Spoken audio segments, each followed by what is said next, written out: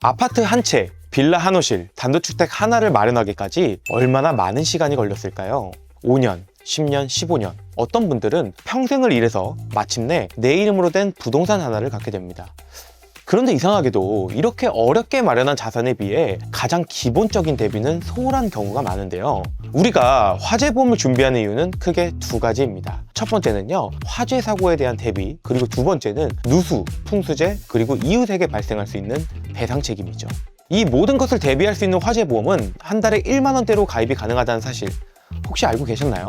수억 원짜리 자산을 지켜주는 보험을 커피 2잔 값보다 우리가 가볍게 여기고 있는 것은 아닌지, 오늘 이 영상에서 화재보험을 효율적으로 준비하는 방법에 대해 설명드리겠습니다. 자, 우선 화재보험은 자가, 실거주, 임대인, 임차인 모두가 가입해야 하는 보험인데요. 바로 설계안부터 보여드리겠습니다. 현재 가장 가성비가 좋은 A사 보험이고요. 전용 84제곱미터 1급 건물 기준입니다. 먼저 자가 실거주 기준이에요. 화재 피해, 누수, 이웃집 피해, 풍수재 등 필수 보장만으로 꼼꼼하게 설계했습니다. 그럼에도 월 보험료는 10,000원으로 산출됩니다. 다음은 임대 중 곳의 화재 보험입니다. 마찬가지로 화재, 누수, 이웃집 피해, 풍수재뿐만 아니라 가장 골치 아픈 누수로 인한 아랫집의 손해까지 보장받을 수 있게끔 설정했는데요. 월 보험료는 1,850원으로 산출됩니다. 보험료는요, 평수나 건축연도, 건물 골조에 따라 조금씩 상이하지만 통상 아파트는 비슷한 금액이라고 생각하셔도 됩니다.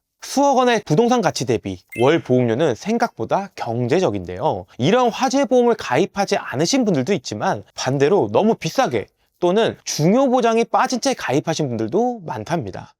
그럼 화재보험이 도대체 무엇을 얼마나 보장해 주길래 이렇게 중요한 보험이라고 이야기하는 걸까요? 지금부터는요, 함께 설계안을 보면서 좀 더 꼼꼼하게 보장 내용을 설명드리겠습니다. 화재보험의 필수 보장은 크게 3가지로 구분하는데요. 첫 번째는 화재에 대한 손해, 두 번째는 남에게 준 피해, 그리고 세 번째는 기타 보장들입니다. 하나씩 봐볼게요. 첫 번째는 화재 손해입니다. 화재가 발생했을 때 우리 집에 발생한 피해를 이야기하죠. 건물과 가재도구로 나뉘고요. 건물은 내 집의 평수에 따라 설정하는 금액이 다르답니다. 통상 1평당 300에서 500만 원 정도 설정하는 것이 적당하다고 생각해요.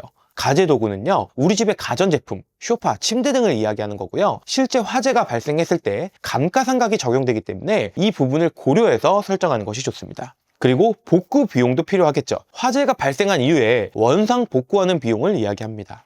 자, 다음은 임시 거주 비용입니다. 내 집에 화재가 발생했다면 임시로 거주할 곳이 필요한데요. 복구가 될 때까지 호텔이든 레지던스든 오피스텔이든 잠시 머물 곳이 필요하죠. 첫날부터 보장이 되고요. 하루에 25만 원까지 숙박비와 식대를 지원해주고 있어요. 또한 화재가 발생하면 과실 유무에 따라 나라에서 벌금이 부과됩니다. 그 비용을 2천만 원 한도 내에서 보장받을 수 있습니다. 다음은 남에게 준 피해입니다. 우리 집에 발생한 불이 이웃집으로 번질 수 있겠죠. 사실 저는요, 이 특약이 화재보험을 가입하는 가장 큰 이유라고 생각하는데요. 화재 배상 책임이라는 보장에서 물건에 대한 피해는 20억 원을 한도로, 사람에 대한 피해는 인당 1억 원의 한도로 보장받을 수 있습니다. 다음은 가족 일상생활 배상 책임입니다. 원래 이 담보는요, 가족 구성원이 남에게 피해를 입힌 경우에 보장받을 수 있는 특약인데요. 이미 건강보험에 갖고 있는 경우도 있지만 없는 경우 이 화재보험에도 추가할 수 있답니다. 특히 우리 집에서 발생한 누수로 밑에 집에 피해가 발생되는 경우에도 보장받을 수 있는데요. 도배를 해준다든지 장판을 교체해준다든지 이런 비용 등 다양한 케이스에서 보장받을 수 있어요. 자, 그런데 만약에 내가 실제 거주하는 집이 아니라 임대인으로서 전세나 월세를 준 집도 있잖아요. 그 경우에는 임대인 배상 책임이라는 특약을 구성하면 됩니다. 내가 임대 준 집에 누수가 발생해서 밑에 집에 피해를 입힌 경우 보상받을 수 있어요. 자, 마지막으로 세 번째는 기타 보장입니다. 설명드린 일상생활 배상 책임이나 임대인 배상 책임은요, 남의 집에 대한 피해이지 내 집에 대한 누수 피해를 보장해주지는 않거든요. 따라서 급배수 누출 손해라는 특약을 포함해서 가입해야 내 집에 대한 누수 피해도 보장받을 수 있습니다. 이 밖에도 태풍, 홍수와 같은 풍수재로 내 집에 피해가 발생했거나 시골의 단독주택이라 붕괴, 침강 등이 걱정되는 경우도 있을 거고요. 단순하게 우리 이 스프링쿨러의 누수나 방수에 따른 피해, 10년 이내의 우리 집 가전제품에 대한 수리비용 등 다양한 특약을 내가 원하는 목적에 따라 포함할 수 있습니다. 이렇게만 구성하는 것이 꼼꼼하면서 가장 가성비가 좋다고 생각합니다.